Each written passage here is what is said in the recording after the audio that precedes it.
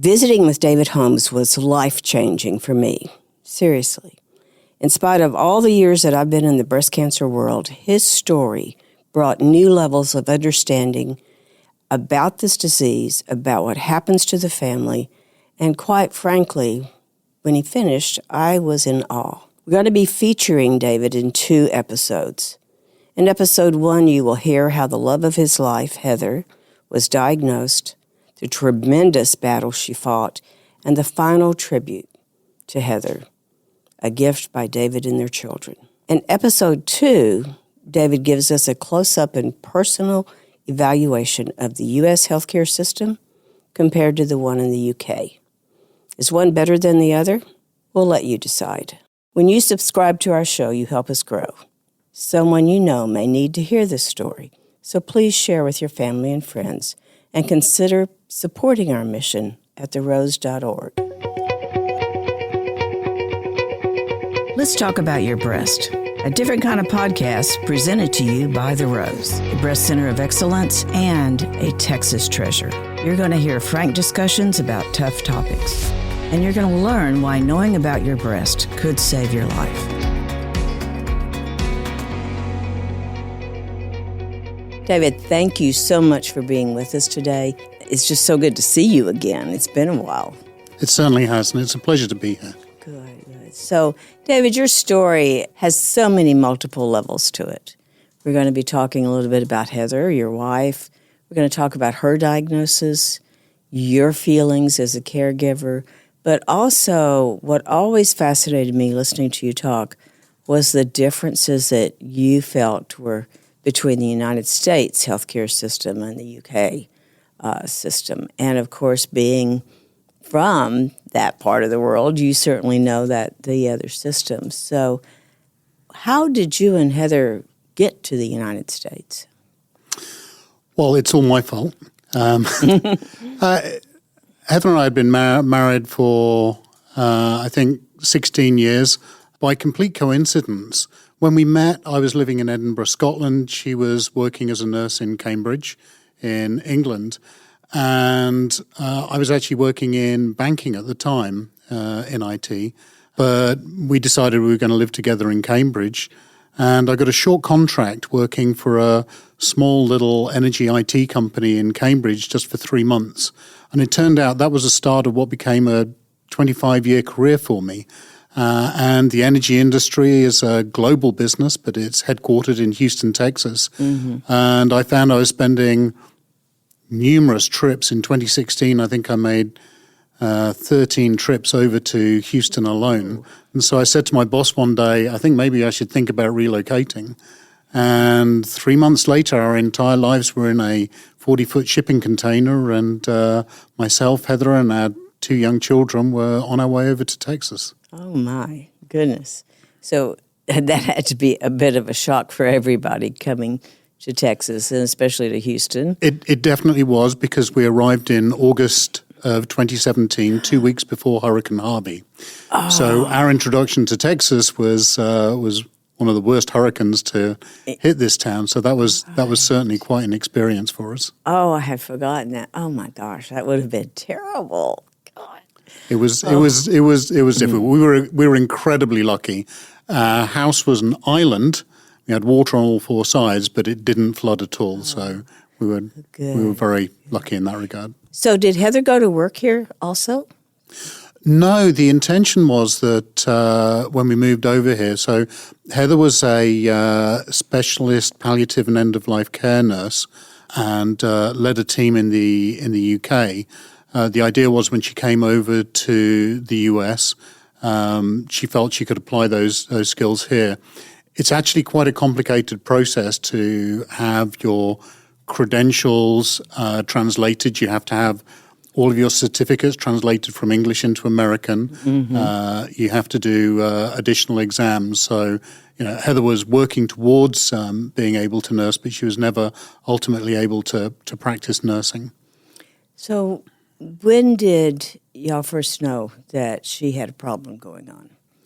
So in June of 2019, Heather had an appointment with her PCP, and we talked about differences between the UK and the US. One of the significant differences is that in the UK, routine well-woman checks and mammograms aren't done till you're 50 years old. Heather was in her late 40s and had her regular checkup with her PCP, who thought she'd found a lump. So Heather scheduled an appointment to the Rose. We'd met before Heather was diagnosed and came along for a diagnostic mammogram. And I was in London at the time, and I got a phone call from Heather. I was about to give a big speech at a conference in London, and she phoned me up and said, "I think I have cancer." Oh, and my gosh. it was quite a shock. Oh. That was her first mammogram?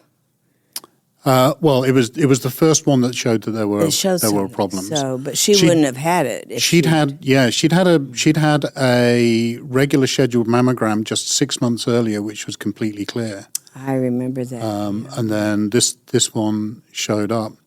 So I booked on to the next flight back from London, and I spoke to the best piece of advice I got, and there were many, but I spoke to my boss at the time, whose wife had been through a similar diagnosis, and what he said to me, which is what I'd say to everyone, is he said, "It's different for everybody.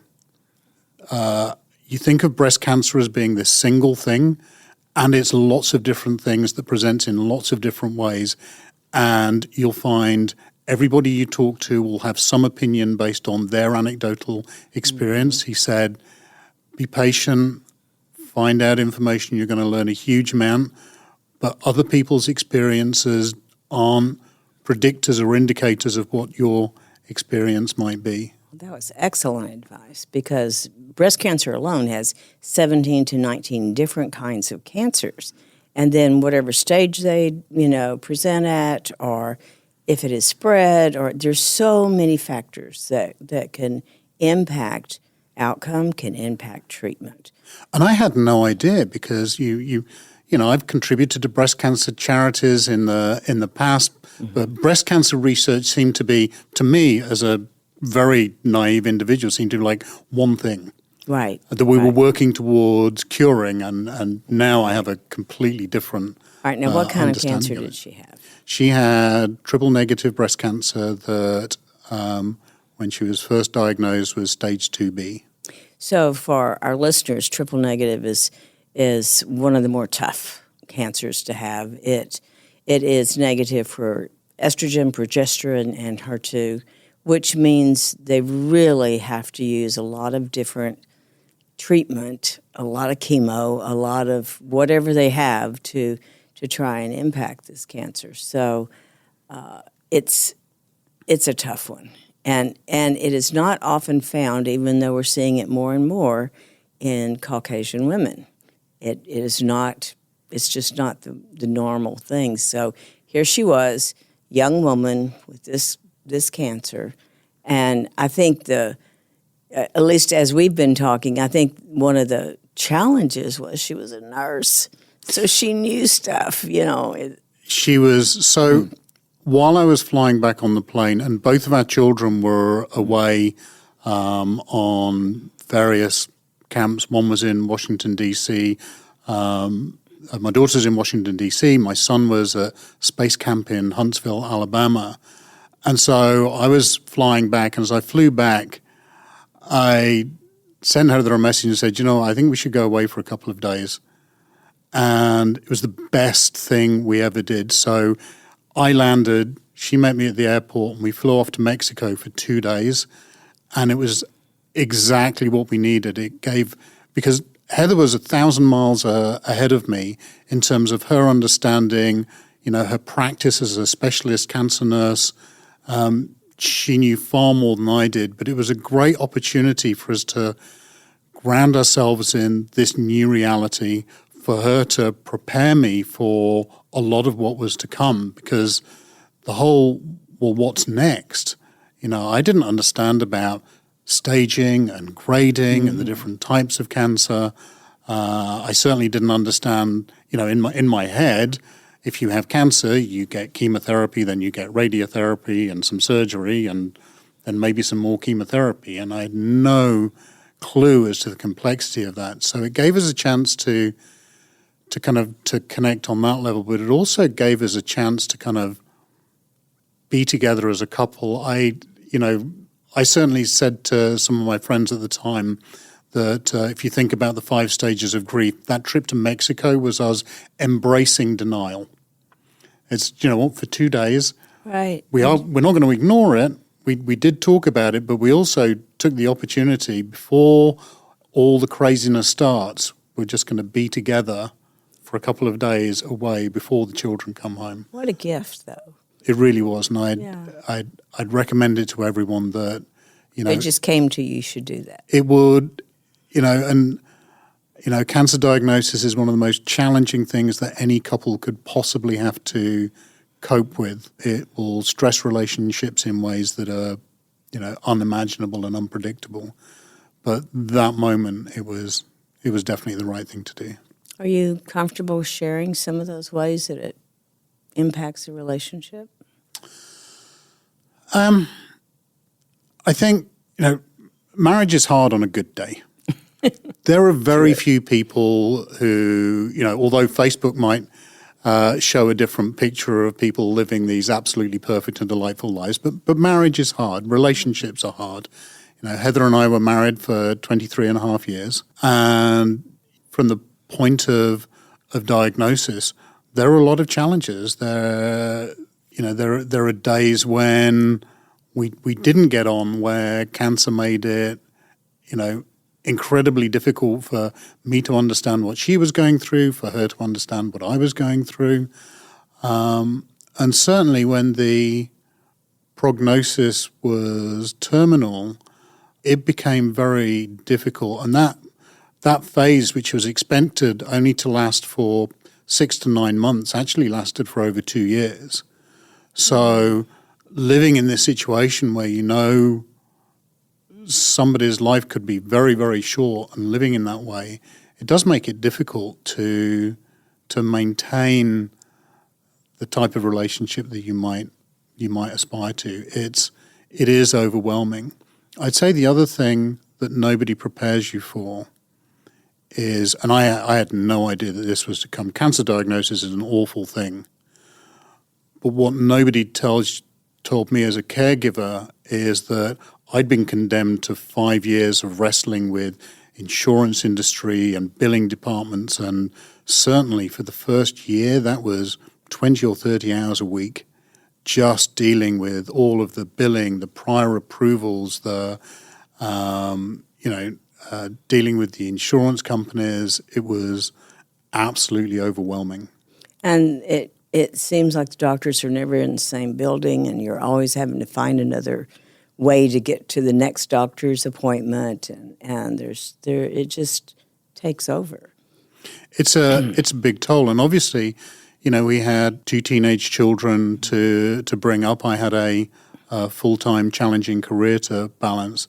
I mean, I've been spectacularly lucky in that not only have I had really good health insurance, but my employers have been unwaveringly supportive, and I've been incredibly lucky in that regard. And that doesn't always happen. You know that. I mean, especially when it's the caregiver. Yeah. And that's very commendable. No, my boss just couldn't possibly have done more. She was absolutely amazing. That's How been did incredible. you tell the children? Oh, that was a difficult day. So for a bit of context, my best friend's wife had been diagnosed with cancer a few years earlier, and she was my daughter's godmother, and her husband was my son's godfather, and so the children were familiar and understood cancer and what it meant.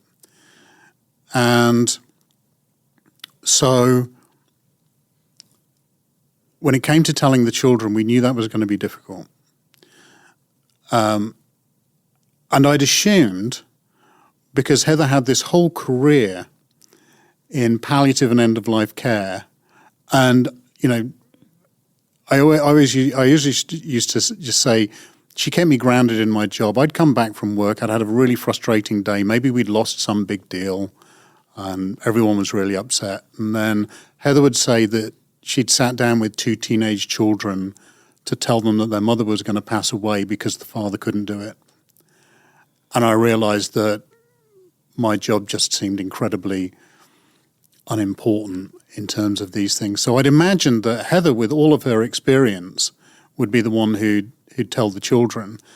But when it came to it, she really found herself unable. She said, look, I need you to... So the 4 of us sat down, and what I realized is that all the years of listening to Heather talking about her work had kind of trained me and prepared me for this moment. And so it was a really difficult conversation to have with the children. But it was also one where there was a huge amount of uncertainty and there was a huge amount of hope. Cancer is absolutely not a death sentence. Mm-hmm. But it's very scary. And for young children, who just moved to a different country, it was certainly very difficult. So our plan with the children was we always told them first. Whenever there was any news, new diagnosis, new treatments, new updates, new surgery, we told the children first. We tried to focus on telling them things that we were certain about, things that we did know, rather than speculating on things that could be. So the conversation with the children is that, these initial tests, and this is before the biopsy was done, showed that, mum probably has cancer.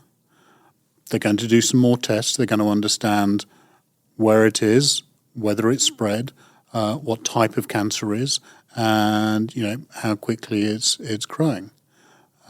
We said it's likely that she'll have chemotherapy, but we don't know for sure.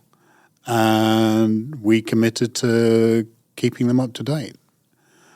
It was hard, over the 5 years, as we, there were numerous occasions where we'd be having dinner and say, okay, children, we have some news. And it was hard for the children because over the years, the news was rarely good. There were some occasions where a particular chemotherapy was doing well and it was, stopping a growth of the cancers. But, the journey that Heather went on was the initial chemotherapy didn't fully eliminate the cancer. The pathology from her surgery showed that there were still active cancer cells. So after surgery, she had more chemotherapy, and then a number of scans, and then had a recurrence. And then, through various different radiotherapy, chemotherapy, immunotherapy, all of those things held the cancer at bay. But over time, the prognosis became more and more advanced. You didn't expect that in the beginning, though. No, when I sat down with Jess, Heather, and Alex to say that we thought Heather had cancer. We didn't know she was triple negative. We didn't know the extent, and we were in the best place in the world to be treated for cancer. And what I realized quickly is that although we are in Houston blessed with the most incredible resources for treating cancer, you really hope you won't need them.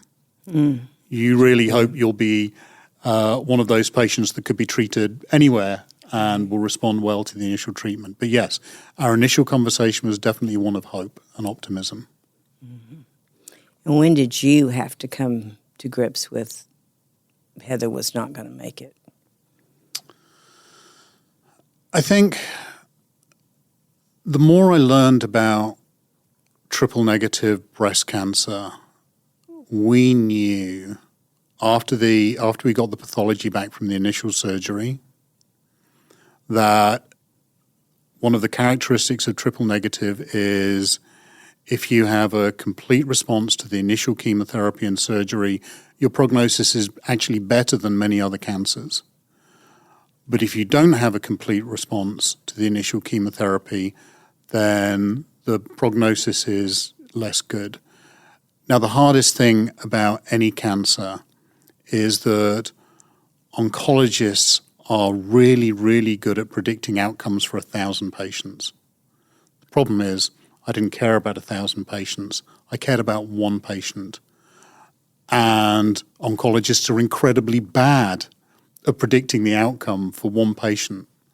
And so that's incredibly difficult. But we knew after the initial surgery that that we could be on a difficult and challenging journey, and that the odds were not in our favor.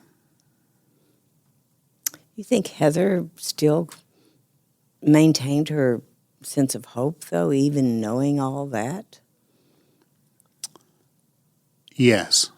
I think, one of the most amazing things is that after, I think, less than 2 years of treatment, every single drug that Heather had was not available at the point of her diagnosis. People need to understand how incredibly rapidly the situation is changing with cancer. If Heather was diagnosed today, she'd have a completely different treatment regime than the one she had back in 2019. The development in different drugs and different techniques is incredibly, and especially for triple negative, which has a huge amount of research going into it. So I think a testament to Heather's hope and her commitment to being around was the fact that she exceeded all expectations. Now, part of that is the amazing work of the pharmaceutical industry in coming up with new treatments, but part of it was she had an absolute passionate desire to be around and to spend as much time with her children as she possibly could. Mm-hmm. And she just had a positive personality anyway. Yeah, certainly when it came to battling cancer, that was very much her approach to it. She saw it as something to be defeated and overcome. And there are difficult decisions on the road, because sometimes there are choices you have to make about whether you're going to pursue a treatment, how aggressively you want to fight the cancer. And Heather had a lot of experience. It was in palliative and end-of-life care. That's where she sat. Now, in the UK, it's very different, because palliative and end-of-life care is something that's integrated into the entire cancer journey. In America, people tend to think of hospice or end-of-life care as something that happens right at the point at which curative treatment is no longer an option, and people often describe it as comfort care. In the UK, people think much more holistically about people's cancer journey, because palliative care ultimately is about treatments that improve quality of life but aren't necessarily curative. But having palliative care doesn't necessarily mean you're going to die. It just means you're thinking about patients holistically. So, that was kind of Heather's experience of understanding, like, when does it make sense to pursue curative treatments? When's the right time to change the balance? But her general opinion was that she will fight. She will endure treatments as long as they're offering benefit. And her focus was around maximizing the quality of life and the length of a life, and finding that right balance between the two. But the kind of chemotherapy that she was having and the other treatments, it takes a terrible toll on the physical body. It does. I'm always amazed at the stamina that it takes just to do the regular things when you're going through that. Things, if you're not dealing with it, you don't even think about. So knowing that. David, go back a minute. How old were your children when when she was diagnosed? They were 13 and 11. So my daughter was 13, my son was 11. Which child do you think had the hardest time with it? I think they both struggled equally. It's incredibly hard on children. Let's see, it would have been January of 2020. Our friend Debbie, Jessica's godmother, passed away. That was a difficult moment for all of us. So I think for both children, it's been difficult, and they've processed it in their own way. This year, Heather died on the 12th of March. 10th of March was Alex's 16th birthday, and it was a huge milestone for Heather to be around for. And just a couple of months later, Jess graduated from high school. And I know that was another milestone. There were all these milestones, senior homecoming, senior prom, graduation, Alex's 16th birthday, and lots of other things. And they very much kind of were the forefront of Heather's mind. Was she actually delayed treatment during some part of that, to have Christmas, to have New Year's? I mean, that's pretty brave. Heather used to, we were incredibly lucky to have two brilliant oncologists, Dr. Monica Desai and then Dr. Fred Abanonu. And Heather would negotiate with them. She would, in the last couple of years, she traveled around the world to see friends. She organized all kinds of different things, and she'd negotiate a bonus week between cycles of chemo and constantly negotiate and found a way to organize her life in a way that enabled her to have the treatment that she needed, but at the same time to allow her to live her life as well. That's so interesting. I've never heard that described that way. And she negotiated her time. Well, and Heather would say, look, what's going to be the consequence? Well, if we delay the next cycle by 1 week, which will allow me to go off and see some friends in France for a couple of weeks, what's the risk? What's the consequence? And oftentimes the oncologist will say, I think it's the right thing to do. Wow. So. You think her palliative care training kind of showed that to her? I mean, most people would never even think about how important that type of visiting and that type of keeping your life halfway normal would be. So if you, again, Heather was passionate about holistic care of patients, and thinking, look, you can't just think of patients as going through this cycle of treatments. You've got to think of their entire experience. You've got to think about the impact of cancer on their faith, their family, their friends, their spirituality, how they're achieving a quality of life, and making sure that there's a balance between all those things. Heather led a lot of work in the UK on multidisciplinary teamwork, bringing together all of the different stakeholders in a patient's care to have this kind of holistic conversation about what's best for them. She actually won an award from the International Journal for Palliative Medicine for some of the work that she'd done and the impact that it had on patients. How ironic. Because we talk about that here, like we have multidisciplinary, but we really don't at that level. It's not something that I've seen a huge amount of evidence of. And the system here kind of mitigates against it. It does make it difficult. One of the most shocking things I discovered early on in the process is it's illegal in Texas for a hospital to employ a doctor. And that blew my mind, but it gave me some really useful insight into why it was that we had 74 different providers billing us individually. Oh my! And it's the kind of thing that you don't really expect. So it was a big learning, but certainly I think how Heather made choices was very much informed by her experience of practicing nursing. So I don't want to forget this part. as we're talking. I thought one of the most precious things about Heather's service was that her friends were reading from her journal. And if ever you didn't know someone and you're hearing those words, it was like, oh my gosh, you really could hear her. You could see her heart in that. And who in the world thought to do that? When Heather was first diagnosed, one of the things we had to think about was how we were going to communicate with everybody. And it's something I recommend everybody in my situation thinks about, because it's exhausting, especially having to phone up different people and have the same conversation with them. It can be overwhelming. So we decided very early on, we created a Facebook group called Heather on the Other Side. And the idea of it was very much like, Heather spent all this time nursing, now she's on the other side, understanding the patient experience.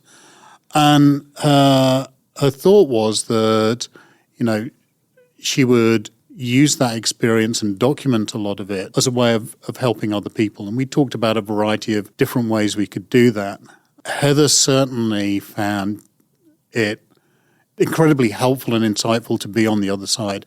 As she went through it, she's like, there is so much I've learned that I wish, that nurses all knew.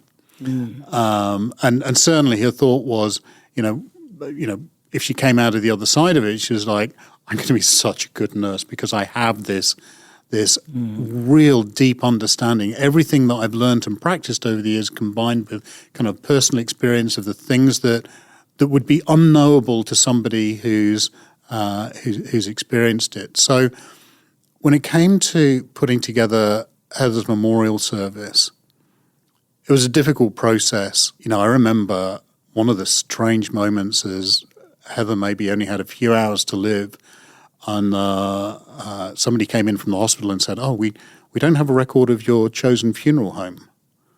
I said, well, I haven't chosen a funeral home because I didn't know we'd be here at this point. And they said, well, if you could find one and let us know, that would be really helpful. And so I'm sat at Heather's bedside, holding a hand, Googling funeral homes. Oh, David. And it was a laughably funny situation. But the reason for sharing it is the day after she passed, we'd not signed any contracts with the funeral home. So we went, the day after she died, I went with Jess and Alex to this funeral home, and they sat us in this meeting room and they gave us this PowerPoint presentation of the Bronze Plus premium package with this, that, and the other. And nothing about it was in any way what I thought Heather would have wanted. And so, I sat down with the children and we walked out, and we looked at each other and we said, whatever we're going to do, it's not going to be that. And this was like, a $25,000 deal that they were trying to persuade us to do. And so we decided that we'd take a pause, not rush into anything. Heather's body was cremated, and then we decided to have a memorial service.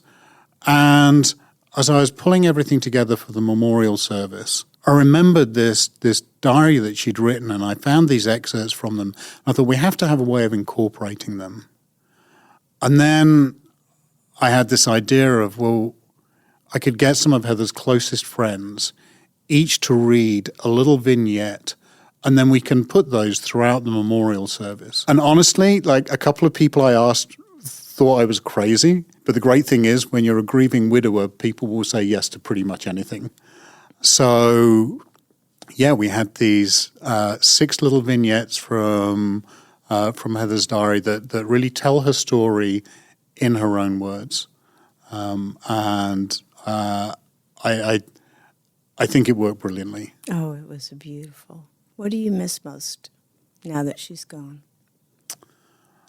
I think the thing that's most shocking is that I think I had this crazy delusion that when Heather passed, that somehow normal life would be resumed. And certainly there are certain things that go away.